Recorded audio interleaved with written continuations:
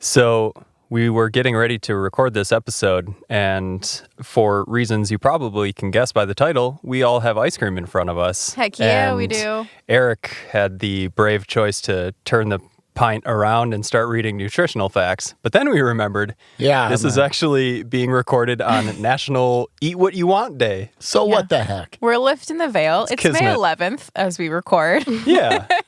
So no problems. Yeah. It was rude of you to read those nutritional labels anyway, Eric. Well, as you can see, Susan, that stopped me. Anyone watching us on YouTube can just be in awe that we're chowing down right now. Mm-hmm. Fantastic. Remember, it's rude to eat with your mouth full on broadcast and podcast, so just keep that in mind. I don't think we introduced ourselves last week, so we could do that. I'm Audio Dave. I'm Eric Paulson. I'm Susan Foch. And I am an always on podcast Megan Klopp. Just kidding. I am the guest for this week.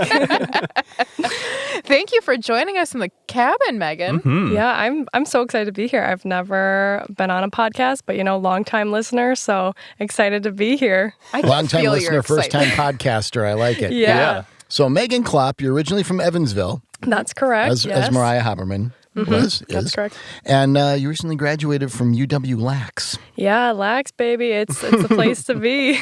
You're a project coordinator here. Yep. And so you're coordinating a lot of stuff, and we got so many moving pieces around here. Mm-hmm. Very welcome addition. So yeah, that's you're good. pretty many. brand spanking new to the team, right?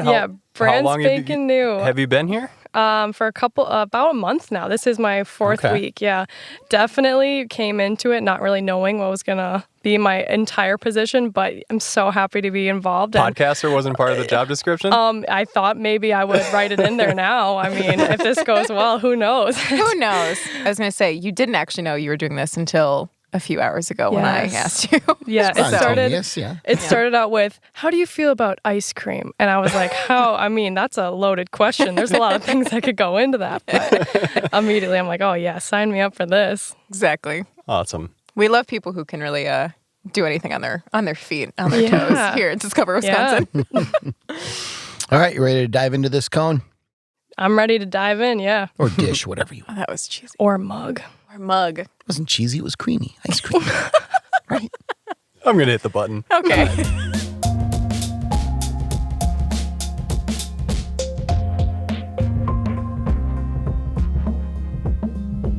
All right, the cabin is brought to you by the Wisconsin Counties Association, and this week we're featuring Marinette County in the northeast corner of the state.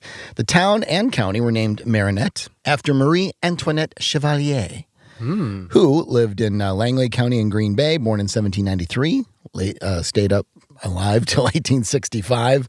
I didn't practice Marie this part. Antoinette. No, a different Marie Antoinette. That's confusing. Marie Antoinette Chevalier. Let them eat ice cream. Right? Yeah, let them have it. I love that. Ice cream and cake go together so well, too. That's pretty crazy. So she was very influential. She was a Métis woman who ran a trading post near the mouth of the Menominee River, where Marinette, her namesake town, is today. She was known as Queen Marinette. So you have Marinette, Wisconsin, Menominee, Michigan, across the river. They're known as Twin Cities. In fact, they're home to the oldest interstate high school football rivalry in the country. Wow. Goes back quite a ways. And Marinette County, actually, you don't think, when you think of like the highlands, you don't think of Marinette County very much.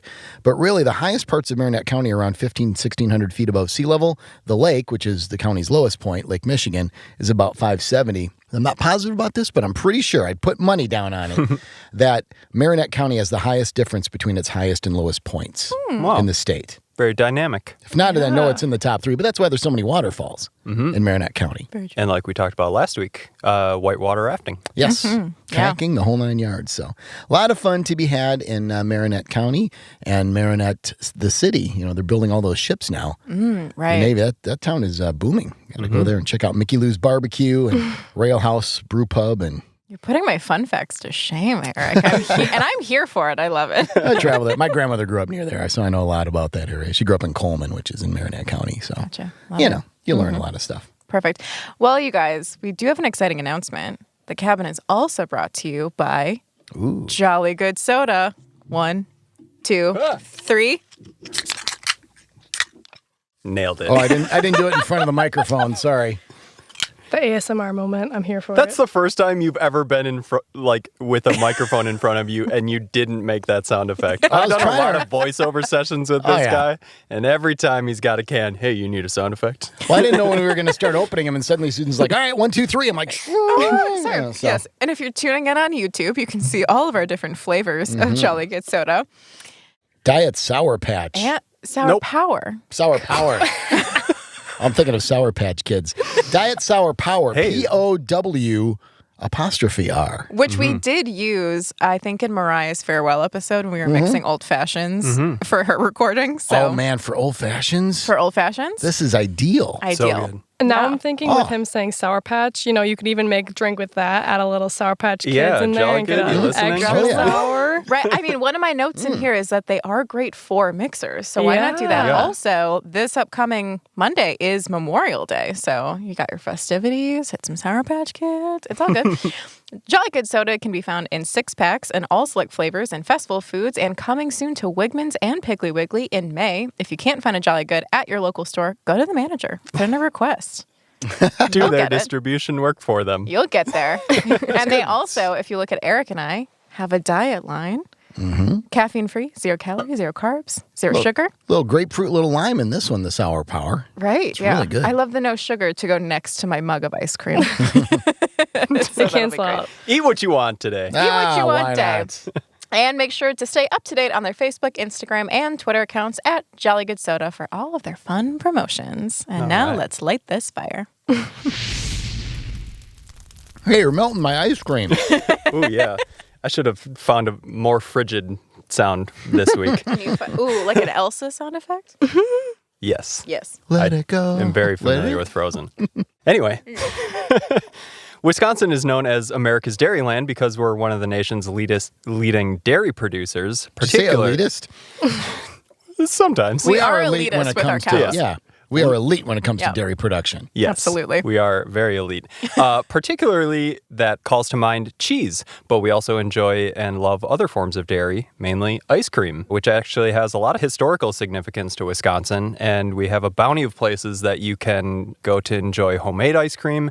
And sometimes even farms will serve ice cream that they make right on site. Yeah. With the milk they milk on site. Can't get any more local than that. Yeah. So as we head into these hot summer months, we wanted to give you an overview of all of our favorite ice cream shops around Wisconsin. I typically don't find myself seeking out ice cream because I'm lactose intolerant, but Susan, you were very kind to bring in some lactose intolerant friendly ice cream for me today, so I appreciate that. Yeah, 75% of the people in the cabin are lactose intolerant, so I bought lactose-free ice cream. I'm not. And then there's Eric, so you lucky son of a duck. Wow. So. Not the first time she's called me that, but. Alrighty. But honestly, to your point, Dave, there's a lot of history that goes into ice cream in Wisconsin, not just delicious places to go, even when you do have an allergy. So, Eric, do you want to kick us off with our first history lesson? Yeah, and it's one we've discussed before here in the cabin. Did you know this before you read our notes, Megan? Kind of have heard this, the whispers, did you know, but I wasn't confirmed. It's usually spoken in very hushed tones. So the ice cream sundae was invented in Wisconsin in Two Rivers back around 1881 or so. And we talked about this in Famous Wisconsin Inventions, which was episode 66. So what, about 5 episodes ago? Yeah. So not too long ago, but quick, brief version of the story is worth telling. An ice cream shop, they'd serve ice cream. One guy liked to have a little chocolate sauce and other toppings on it. And then they only did it on Sundays, though. Then one day, this little girl came in, about 10 years old, wanted ice cream with some of that stuff on top, as she said. He said, sorry, sweetheart, it's not Sunday. I can't do it. She goes, well, can't we pretend it's Sunday? And she was like, yeah, why can't we? Do you know what day it was? Was it just like a Tuesday? She was like playing hooky from school? Yeah, I'm assuming it was after school. Okay. I will say she was a responsible and creative 10-year-old. There we go. Who and helped an create inquisitive a heck of a 10-year-old. treat. Exactly. Yeah. Kids are great at saying why not and making us think outside the box, which as a phrase is not very outside the box at all, but I digress. So the ice cream sundae, of course, the state leading producer of ice cream sundae invented here, and even the sundae dish which was deemed perfect for ice cream sundaes and then later banana splits and things like that. Those were sold under the name Sundae with Sundae, and that's how the ice cream sundae got to be spelled.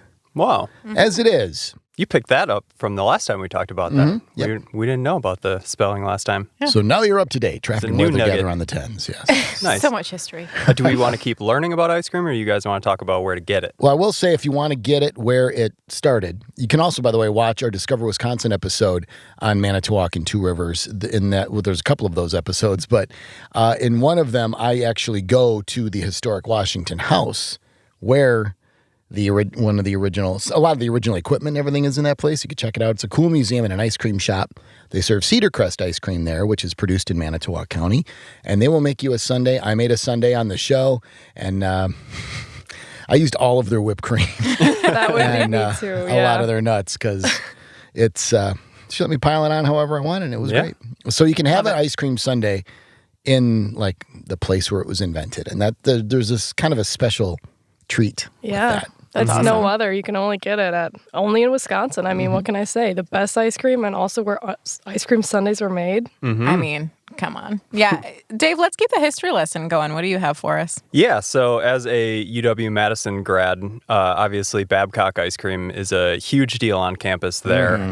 And Dr. Stephen Babcock, who it's named after, was very influential as an agricultural chemist. His research kind of led to the first food science program nationwide, and he was actually the first person to invent the butterfat test, which basically allowed them to test and make sure that like the high standards of milk were being met by these various dairy farms and stuff like that. And so that kind of ended the practice of watering down milk and stuff like that, because they could tell that you were watering it down to make more product. And so that just resulted in a higher quality milk, creamier ice cream. So yeah, there's all kinds of stuff named after Dr. Babcock on campus. It's really cool just because they're so well known for the ice cream they make there on campus, but it's not a huge operation. It's still just a very small thing. They're not out there trying to make a bunch of money off of this. It's just a great treat for students. I actually never had it while I was going to school there, but we sampled a little bit when we did the series of videos with Mariah riding around with the UW Foundation. They were kind of taking it to all these events and sampling. I had a flavor that was like orange chocolate chip or something. Yep. It was so incredible.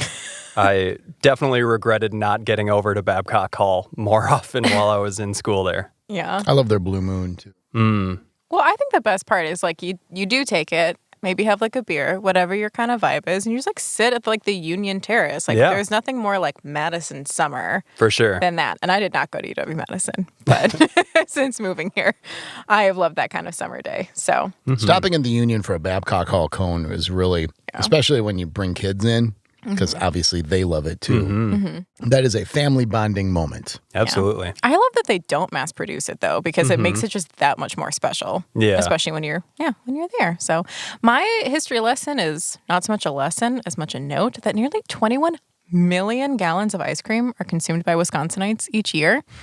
I find that a little disturbing. I think Eric taught me that. This goes back to the elite thing. You know, we just have elite status even when it comes to intake of ice cream consumption. Yeah, it's crazy. So, all right. Well, I think that was a fun little history lesson. Let's talk about where you can actually eat some amazing ice cream. Wait, before we get into this, I think there's a lot we can learn about each other by naming our favorite flavors. Ooh. What do you guys got? Oh, that's a tough question. I'm always a sucker for anything cookie. So if it's like cookie dough, or if it's cookies and cream, or if it's cookie dough plus cookies and cream, that's my game. Like, I'm going to be signing up for that. Cookies and cream very much up there. Yeah. Ironically, I was in Texas when I discovered cookies and cream. Big creamery down there called Bluebell. Very popular ice cream flavor. That's when I first discovered cookies and cream, and then there was Oreo cookie in there, and I'm like, oh, yeah. That's okay, I'm not skinny anymore. Not gonna be. My favorite is chocolate mint. Always has been. And but boy, I'll tell you, you get Blue Moon going, you get some cookies and cream going. They're very close. I feel like I hit that point. I'm also mint chocolate chip is my favorite. I remember hitting that age where my grandpa used to take me to get ice cream all the time, and I would always get like the Blue Moon or the Play-Doh or whatever, the very vibrant colored ice cream. And I remember hitting that age where I'm like, I feel like I'm probably too old to be enjoying this and walking around with this blue mouth. But if you were to open this question up to kids, I guarantee it, every single one's going to come at you with, oh, Superman, or that blue one, or Blue Moon. It's genuinely every kid's favorite ice cream. It just has. And what flavor even is that? Like, how would you describe the flavor? No one colorful. No one knows. I think that's why they like it so much. Like, it's just a fun mystery. Color. That's when you eat with your eyes. Yes, totally. Absolutely. Mine, I'm going to kind of be with you for cookie dough, but also I really like a half and half, like a chocolate vanilla swirl when nothing is too overpowering, but you can have both. That's my jam. I also love a Zanzibar chocolate from Chocolate Shop, like super dark chocolate. Very super dark. And if I'm feeling indecisive, Neapolitan. Yeah, gotta have that. Then you got that mixture. Perfect. The stripes are fun. Then it's like Aquafresh toothpaste.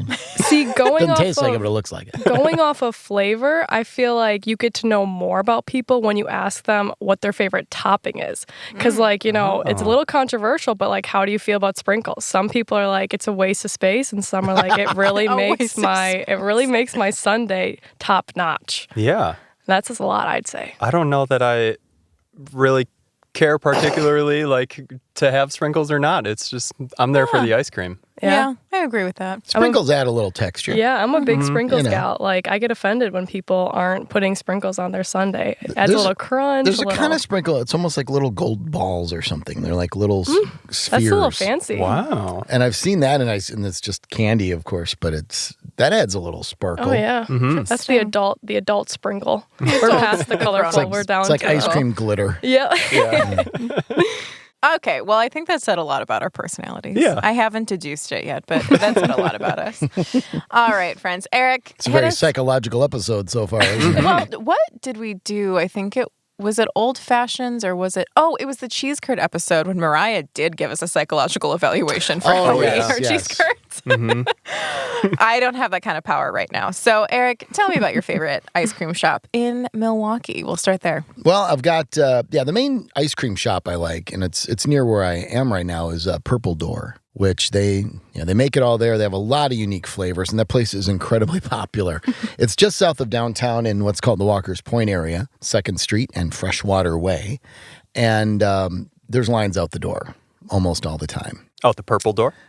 Out the Purple Door, yeah. Nice. Which is weird because the door isn't purple. Oh, what? Are you serious? That is Come on, guys. Well, it's glass. It's clear. You can see inside there.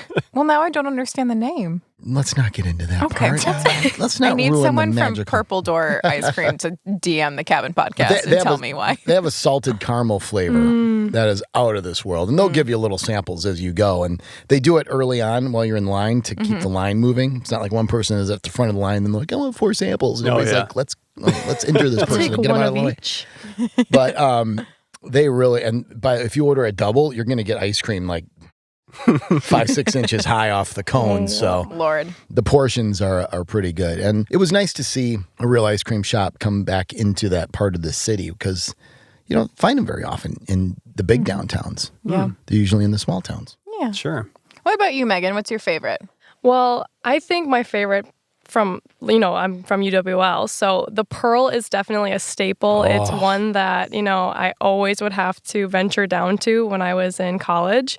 Or Rudy's Drive-In, so that's like another lacrosse favorite, but they're two totally different. So you have the Pearl, which is that super creamy, all these flavors worked into it, and then you have Rudy's, which is more of that soft serve, but it's definitely the vibe. It's the girls on the rollerblades, you drive up, everyone's chilling outside, so it kind of is what flavor do you want, but also what vibe do you want? It's nice. Totally the place to be, and the Pearl is so great because it's so close to the Mississippi River. So you can just have some ice cream, walk the river. It's definitely the place to be. We filmed there for a lacrosse episode, and man, they were really cool there. First of all, they were a lot of fun. I got to go in the back and help make a turtle ice cream because they mix it all there. So you lay down a bunch of vanilla, and then you scoop in some nuts, and then you scoop in some caramel, and you do all this stuff. And I think I was a little more generous with the toppings because the girl's like, "That's enough. You can stop there." But they have a huge variety of flavors and a lot of cool old candies. Yeah, and they also make their own waffle cones there. So you could be 3 blocks down, and I swear you can smell the waffle cone. It's almost like you're floating to the Pearl, and you don't even have a decision. You will end up there. That's just how it's going to be. Just float there on a waffle cone. Every day. It's a bad day to be ice cream when you're in the Crosse. I tell you what, you just are always going to be having it. It's delicious. I got to make that. You know, you pour the batter on and then you roll it up there. Oh, wow. The cone too? Yeah. Oh, wow. Nice. But it's like working with hot pancakes for breakfast or something.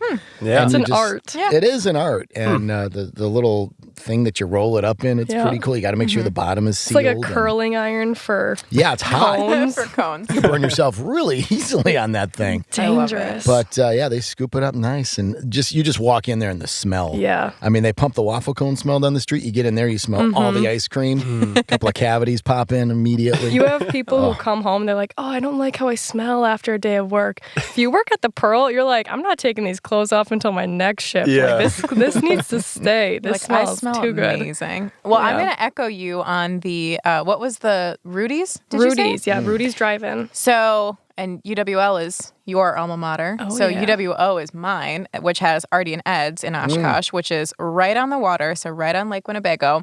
Also the same, like, unique, authentic, like, 1950s drive-in. I don't think that they've updated it a lick, which is great. They still have people, like, roller skating your order to you, either to your car or to your picnic table, which is great. They will only play 50s and 60s music. Beautiful. It's the perfect place for, like, one of those, like, really big, frosty, like, mugs. You know, better than, like, this mug. Like, yeah. So that's definitely one of my favorites. And to the note of UW Oshkosh, fun fact, did we know that that's where our friend Craig Culver went to school? I didn't know he went to school there. He went to school there. And also, I was really surprised when I learned what his major was, because you would think it'd be business, right? Or ice creamery. You never know. What a major. Is ice creamery a major? Science? I think I heard about it once. You know, I almost took it. I've changed my major so many times. I'll call the chancellor and be like, did you have ice creamery, though? No, he was a biology major. Okay. And came out and then made, I don't know how, somehow decided to make Culvers. Life's weird, man. Well, I know why. Speaking his as a parents had an biochem. A&W stand. And he was inspired. That's in how Sac City, Rudy started too. Rudy started with I forgot his name, like Grandpa Rudy, I think they call him. But basically, I had an A&W stand, and then the root beer stand turned into another root beer stand, and then you have Rudy's. Wow. And the Rudy's is in La Crosse and Sparta too, so you can check them out. I did hear that. Yeah, I love it. Both also, along Highway 16. Thank you for that. Also, if anyone knows Craig Culver and they can get him on the podcast, what a cool guest that would be. He's a fun guy. I've met him a couple times. He's very nice. He is very nice. He used to come to all of our like entrepreneur pitch nights. Yeah, he's kinda like big Shark on that Tank. stuff. Yeah, and he donates every time. He's just the nicest guy. But also from UW Oshkosh, and we get Culver's custard thanks to him. So there we go. All right, Dave, you don't have any fun recommendations for us, so I think we're gonna skip you. Okay, that's fine. I would just like to plug every like roadside ice cream shop that you see as you're driving around the Northwoods. Everyone's there's a lot great. of Fair enough. that. Yeah. When you can just walk up to the counter outside, and that's the ultimate way. I mean, we talked about like itineraries for Northwoods trips. We've failed to mention that like on the way home, you gotta stop at an ice cream stand. For sure. But We'll and call that's it the thing. petty. We're not going to name every single one in the state by a long shot, but this is really to help warm you up so you notice whenever there's an ice cream stand. Oh yeah. Or to cool Absolutely. you down so you don't melt your ice cream. You know, either one. That's you go. true. There That's you go. true. Alrighty. Do you have any other recommendations for us, Eric? I have several. I will recommend, just off the top of my head, and we were talking about Langlade County recently. I was thinking about this because in the town of Elko, which is ELCHO, it's one of the big cool things in town is its simple name, the Elko Ice Cream Shoppe. And very popular all summer long, not only with locals, but with people traveling. It's right on US 45 and Highway 47, a major road into the Northwoods. That's the one that I'm probably most familiar with coming back from Pelican Lake. Oh, yeah, it's just south of Pelican Lake. Yep. And yeah, great variety of ice cream, and everybody's just, that is the summer place to go in Elko, and really for miles around. Yeah. Love it. Do you have another one for us, Megan? One that's a little bit new, but every time I go home to visit my family, we stop there in the summer. It's kind of like a food truck for ice cream. It's called the Twisted Like an ice cream Cone. truck? Like like that, but they're parked and they only park. What's his new idea? A little different. What a concept. They should play music. Like instrumental music. Drive around. See if kids will chase after Put a nice big cone on top. It's an opportunity for them to call themselves a food truck and differentiate themselves from an ice cream truck. But anyways, this is in my hometown, Evansville, the Twisted Cone. And it's, again, one of those kind of small but quality ice cream. And you can get one of those cones with all of the, I don't know what it is. I think they call it like the Twisted Cone sprinkles or the Twisted Crunch. And it's basically a whole bunch of random candy. It looks like Captain Crunch, but it's a bunch of candy from like a buttercup sprinkle, literally every candy you can imagine put onto this cone, and it's delicious. I could not even describe exactly what it is, as I, just failed to do. So a sugar attack in a cone. It really is, and it's so good, and you can get ice cream for your dog, so if you come with the whole family, everyone's included, even your little puppy. So get the puppuccino. Yes. Definitely a good place to go. Megan, and going through our notes, because we all kind of contributed some of the places we thought of, you and I had one in common on there. Oh, I need to check my notes. That was King Cone. In Plover. Yes. Which we filmed there too. And we made ice cream back there too. And their back area, they have a huge freezer, which I think is perpetually 5 below 0 Fahrenheit all year long. Mm-hmm. So I was in there in the summer, I'm in shorts and a t-shirt. I go in the very back because they wanted to do a shot of me helping to store the ice cream. Mm-hmm. And then they went over to this other spot and they shut the door. So I'm standing in there for, several minutes, and I'm like, hello? Holy cow. Bang, bang, bang. Yeah. I used to work at a Jamba Juice and would be in charge of receiving the deliveries every week. So every Wednesday morning, I spent a good 2 hours in that freezer putting stuff away. It's cold in there. Very cold. Now, if it was January, it would have felt fine. Yeah. Because it equaled the temperature outside. But might even be warm. But they make so many different varieties of ice cream right there. And then they kind of have the sampler thing where it's, instead of like a little bit on a spoon, it's not like an egg carton thing, but it's kind of like that. And they'll put a lot of different scoop varieties in there for you to check out. And like a beer flight for ice cream. And essentially like a beer flight for ice cream. You gotta have it. You really do. And you've been there then? I have been there, yes. Mm-hmm. I think whenever I go to ice cream places, it's always like I try to tell myself, all right, Megan, this is it. You need to try something different. There's so many amazing flavors. Do it. And then I get up there and they're like, what do you want? Immediately, I'll have your Oreo cookies and cream, anything like that. And I'm like, oh gosh, again. Muscle memory. There's so many good, unique flavors. Like their Oreo grasshopper was one that I saw. It's a blend between your two favorite. The Oreo, you got the mint.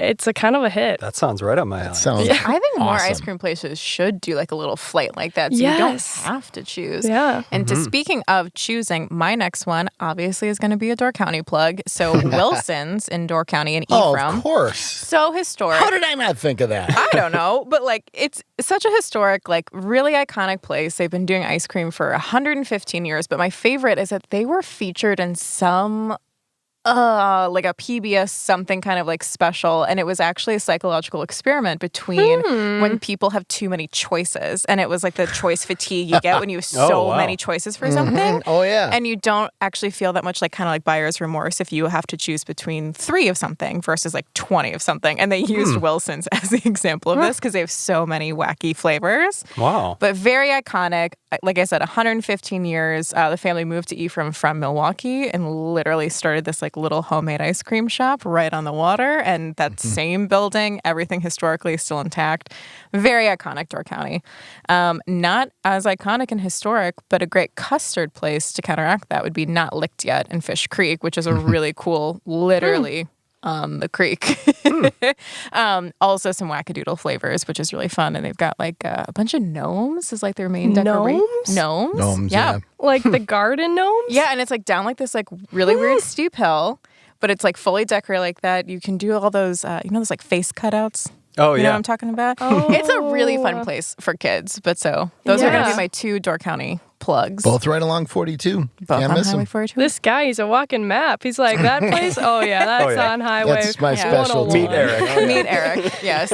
I'll drive you crazy with those references. A place that I have yet to be, but I'm really like hoping one of you have been to. It's in Milwaukee called Babe's Ice Cream. Have any of you heard of it or been to it? I know of it. I've never been there. So I was doing some research, and they're one I've heard of a lot about because, as Susan mentioned, 75% of us here are lactose intolerant. So every now and then, I'll indulge in a dairy-free, or I have some friends that are allergic to tree nuts, and this place is super inclusive and very open about what every ice cream has. So like, oh, if you're allergic to eggs, we're egg-free, or tree nut-free, or peanut-free. So it's super great for anyone who has like a weird allergy or just an allergy to everything, as sometimes I refer to myself as. So that I could go and you can have full reign without being afraid that you might have some type of reaction. Cool. So that's on my must-try Milwaukee list. I guess I'll have to do that too then. Yeah. Take a little field trip. And Megan, you were talking about drive-ins. Yes. So many of them have great ice cream. There's great ice cream and custard at Leon's in Milwaukee, which is a nationally famous. They're right also on, iconic, yeah. Yes, 27th Street, the main old Highway 4, the old road going in from Chicago. And thank you, Dave. I've been waiting for that. Bright neon lights at night with the bright fluorescence, and so it's a stop for everybody. To the point where you kind of have to make a U-turn at Oklahoma Avenue to get to it, and the sign specifically says, "No U-turn to Leon's. You got to take a left and then go another left further down." And then another drive-in in particular in Kaukauna, Dick's Drive-In, which is they've been there since 1955. They're on Highway 55, and they have burgers and all that kind of stuff like a drive-in. But they're really well known for their ice cream and their twist cones, and got a couple good pictures of that. And one more ice cream shop I'll mention, and then I'll shut up and let y'all finish, is called Peanuts, and it's up in Eagle River on Wall Street on the downtown strip, and all the variety of toppings you can get. Going back to the toppings question. Going back to it, yeah. So it all depends if you like, because soft serve cones, usually it's just the straight up ice cream. Yeah. But when you go to an ice cream shop and there's 25 toppings, load it up, run it through the garden. When I was a kid, it was like mixology was my thing. I'm like, okay, I'll get the soft serve and probably 20 toppings, mix it up like they do at Cold Stone, and then I'm ready to roll. So that sounds right up my alley for sure. Big toppings girl. Love it. And I'll just mention briefly, Sassy Cow Creamery is very iconic. You see their milk used in a lot of coffee shops around the state, and I know that they serve ice cream at the actual farm on site there. So check them out. Super good. And then when I was up in my office, I pulled all my office mates, and they said we had to mention Belt and Carl D's in Stevens Point. Also, again, another vote for King Cone in Plover. Kathy's in St. Germain, and Goody Goody Gumdrop in the Wisconsin Dells. So I've seen that, Yeah. So that's what all my office mates had to say about that. Yeah, they all kind of sound great, but this Goody Goody Gumdrop, that's kind of got me in that mindset. Eric over there is eating ice cream from the Chocolate Shop, which is one that I love just because I love that it's Madison-based. It was created, I believe, by a couple. They just wanted to create some good quality ice cream, and now it's all over the Madison area. And again, hitting up those lactose intolerant people out there, they have a lot of options for people who want both that creamy, dairy feeling ice cream that doesn't give you the tummy ache, and then those who don't have those issues, amazing flavors like 30 plus, maybe 100 million, I don't know, crazy amount of flavors. That's quite the range, yeah. But super good ice cream, and you can find them in Madison, so it's another iconic place to go. Does anyone watch The Good Place? Oh, yes. Yes. I just think of like that one scene where there's like 10,000 like flavors, and it's like, here's one that tastes like full cell phone battery charge. Oh, yeah. Oh, the feeling behind it. Because it's the feeling you get when your phone is fully charged, which is like very relaxed. I bet somewhere in there is Blue Moon. There's going to be like that feeling of on Blue that Moon. 1,000 list. Yep. Yeah. Can't beat the flavor of Blue Moon. All right, guys. Well, clearly this is a topic we're very passionate about. Oh, yeah. Megan, thank you so much for coming to talk to us about so much ice cream and the psychology behind our favorite flavors and toppings. I'm going to take my notes home and do some analysis on you guys and come back to you in a couple weeks on what kind of personality you have. I look forward to that. When the episode airs, have your psychological evaluation ready for us. Yes, I will drop and all of you will be exposed. Do I want to see mine? I'm not so sure. It really comes down to the sprinkles. Just kidding. But I appreciate you coming up and asking me. This has been so fun. And I love ice cream, as most people do. And I was glad I could share some of my favorite places with everybody. We're glad you could too. Thanks, Megan. That was a sweet treat. Having Megan in talking about ice cream, right? Yeah. Very sweet. Well, obviously ice cream screams. We all scream for ice cream, but it screams summer in Wisconsin. But you know what else screams summertime in Wisconsin is sailing. Those beautiful lakes. You don't have the Christopher Crosse song handy, do you? I do not. Ultimate yacht rock tune. Well, sailing is great, especially on Lake Michigan.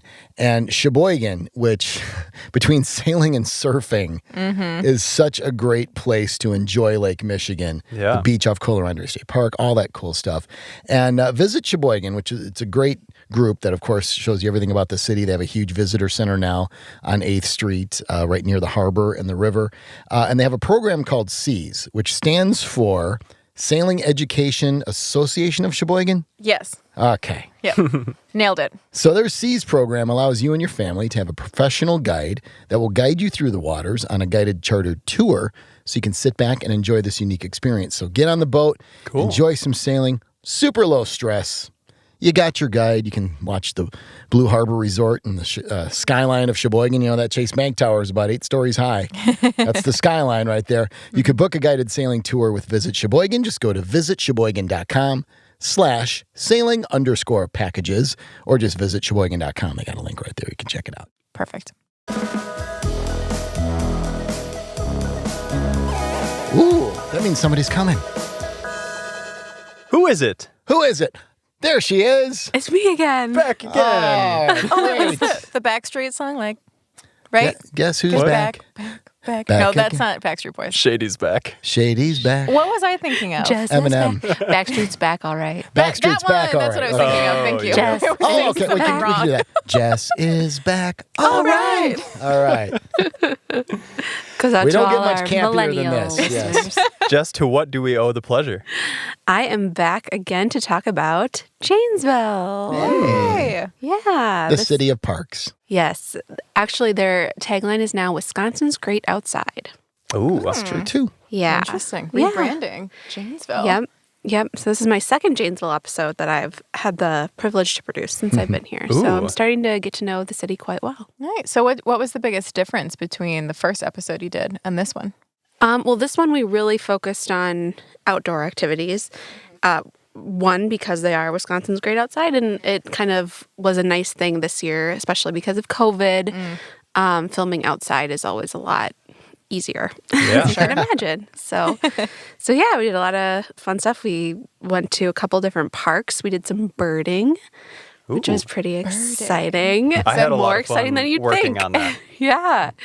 Is that different Oh, from yeah, bird you love watching? the audio, yeah. Yeah, I dove fully into trying to identify which bird was on the screen and finding the right sound effect for it. I knew Dave would have fun with this one. Yeah. I think it's the same as bird watching. Okay. Yeah. I don't know. Birding, bird watching, I think so. Deal.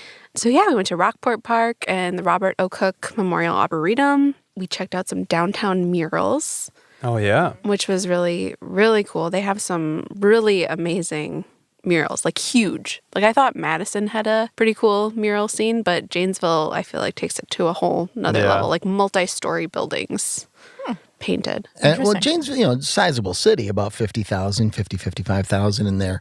And the take your word on downtown that. area has a huge amount of history. Wisconsin State Fair started there. There's a marker that talks about that, the Lincoln Tallman House. And there's a lot of buildings from that 1850s, 1860s era. So if you love that kind of architecture, it's really cool to just cruise around downtown and check it out. And there's some big hills, too, coming up from the Rock River. Yeah, they do have a historical walking tour, too. I think they have a number of historical districts, and we covered that in our last episode. So, yeah, a lot of good, self-guided tours. You could do the historical walking tour, the public art tour. So yeah, a lot of good ways to kind of familiarize yourself with the downtown. Last time I was there, I did the Rock County Brewing Company tour. Ah, that's a good one. And that was just on the north edge of downtown. And yeah, that place is awesome. A lot of good beers, yeah. That sounds like a classic Eric move. And they have, they have the big, the garage doors that open up, and so you can be kind of outside or inside. They had a food truck out front, and it's a great way to spend an afternoon and an evening in the following morning. And so there's a lot of businesses coming back in downtown Janesville. Yeah, it's definitely kind of following that trend of evolving and kind of like a renaissance going on for sure. And you also covered some kind of new upcoming sports to do in Janesville, right? Yeah. I'm not sure. They're probably not new, but they were new to me and definitely a little bit unique. Yeah. So we played some foot golf with our host Marie and her 2 kids, which was super fun. And foot golf, if you don't know, is basically it's played on a golf course, but you kick a soccer ball into a larger hole. So yeah, that'd be tough. Yeah, into the golf. Oh yeah. Right. Yeah, so we played fun. golf, and then have you guys played pickleball yet? Actually, not since gym class. I've heard about pickleball so much. Yeah. My parents are really getting into that. It's not new, but I feel like I've been hearing more and more about it. It's very It's an emerging sport, especially, Actually, so one of the gals who is a big operational loan volunteer with me, her significant other is a professional champion pickleball player. Oh, wow. My gosh. Yeah. Like, I did not know that was a thing until I met him. Somehow I've gone through my whole life without playing pickleball because I was a tennis player. Yeah. And I love ping pong and I get super competitive. So it was in a pickleball, if you don't know, it's kind of a combination of the two. It's played on like a smaller, like a half court tennis court type thing. And then the paddles are more like ping pong paddles, and then the balls are almost like wiffle balls. Yeah. So we went to Riverside Park in Janesville. They have these gorgeous courts. The Janesville Pickleball Club played with us, and they gave our crew rackets. And so we ended up getting super into it and played for like an hour after we were done filming. And the club was like, okay, you guys, we're getting ready to go. Like, we'll see you guys Overstayed later. your welcome. Yeah. It was Brandon and Andrew and I, and we were getting like super into it. Who was the best at it? So fun. Oh, probably me. Nice. Obviously. I'm going to say that, yeah. If you're into tennis and ping pong, you've got the training. Yeah. On either side. But yeah, that's a big up-and-coming sport. Yeah. And I know, I don't know if it was in this episode, but Rotary Botanical Gardens, I know was in the previous one. It wasn't in this one, but it has been in previous episodes. But that is such a beautiful place to visit in Janesville. Mm-hmm. Yeah, absolutely. And, so you can't forget all the cool stuff it has to offer from both episodes. Yeah. Yeah. And then we also, in the fall, we went to Scully's Farm Market, which is your, quintessential like fall farm. They have corn mazes and pumpkins and donuts and all the good stuff. Nice. And then Deluge Farm, which is a family farm, dairy farm that does tours that you can take your kids on and learn about dairy farming, and they get an ice cream treat at the end. So very cute. Well, what a great We've been episode. quite into ice cream here today already. So I know. You guys gave me a little sample. It's probably all over my face right now. No, you're good. Oh my gosh. Well, that's awesome. Jess, when and where can people watch this new episode on Janesville? Yeah, so this episode premieres on TV on May 22nd. And then it's, of course, available on YouTube, discoverwisconsin.com, our Facebook page, our streaming channels, mobile app. Mm-hmm. All the good places. Yes. Awesome. Check it out. Mm-hmm. Well, thanks so much for coming back to back in the cabin, Jess. Yeah. Thank you guys for having me. Always great to see you. Bye. See ya. Bye. All right. Well, we got to wrap this up here, but before we take it home, I wanted to talk about the American Family Insurance Championship. If you're looking for more things to add to your summer bucket list, especially for those who love the game of golf, check out that American Family Insurance Championship, which is part of the PGA Tour Champions. They're still taking some COVID precautions, but they are allowing up to 5,000 spectators a day. It's taking place June 11th through the 13th at University Ridge Golf Course in Madison. It's a great philanthropic event benefiting the American Family Children's Hospital and more than 400 nonprofits since its debut doing the event in 2016. And so far, it's raised over $10.2 million for charity. So great event, great cause, great day golf in Madison. It's a lot Beautiful of moolah. place. Yeah. Beautiful place to watch a golf tournament. Yeah. All right, friends, are we ready for the review of the week? Yes. So ready. It's a good one. It's a good positive review. And I think Kayla will be really excited about it because it's from our old friend, Wisconsin Mike 23. Hey. It's called Bike Trails. And he says, I really enjoyed your latest podcast episode on biking trails in Wisconsin, which was episode 67 with Kayla Clemens, if you want to go back, if you haven't listened to that one yet. I thought I knew most of the great trails, but I learned about several trails that I will definitely have to try. Thanks so much. I love the podcast and look forward to it every week. Keep up the great work, guys. Thanks, Thank you, Wisconsin Mike. Yeah. It's always great to hear that. I mean, we were going over the trails like, geez, do we cover enough? Do we get And then to hear, hey, new trails. I'm like, great, we've done our job. I feel like we always leave every episode like, I hope we did that really well. I hope people enjoy it. So these reviews really help us. We question ourselves more than anyone, probably, right? You're always your own worst critic. So, well, we talked about a lot of tasty treats around Wisconsin today. We did ice cream. We did Jolly Good soda. We got consumed a lot of tasty treats. Yes, indeed. Sugar overload. Here we go. So, next week, we're going to have two experts on a totally different kind of Wisconsin specialty, but one we know and love. And of course, they know and love too, because Dick and Katie Leinenkugel are joining us to talk about all things Leinenkugel history, Leinenkugel beer, and to discuss some new breweries that have popped up all around the state. I mean, new craft breweries are popping up everywhere. It's insane. They're like plenty. They're like bunny rabbits at this point, just everywhere. In Wisconsin, yeah. So it's all waiting for you next week on Brewsconsin Part 2. Can you put an echo in that in post-production? Definitely. Brewsconsin Part 2 with the Leinenkugels. So excited. Today's episode of The Cabin was hosted by Eric Paulson, Dave Janis, and me, Susan Foch, with guest hosts of Beck and Klopp. Produced by me and Audio Dave, with video editing by Cooper Steele, and social media by me and Courtney Haas. The Cabin was a production brought to you by Discover Media Works. To learn more, head to discovermediaworks.com, and don't forget to leave us a review.